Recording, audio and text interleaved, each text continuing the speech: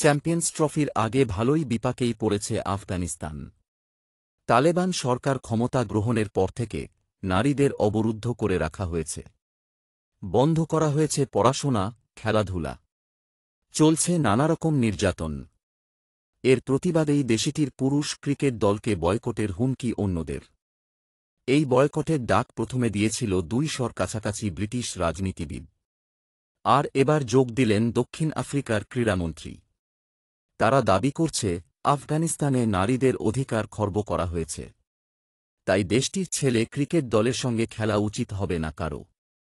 2018 সালে বেশ কিছু শর্ত মেনে আইসিসির সদস্য পদ লাভ করে আফগানিস্তান, যার একটি ছিল নারী ক্রিকেট দলকে রাখতে হবে।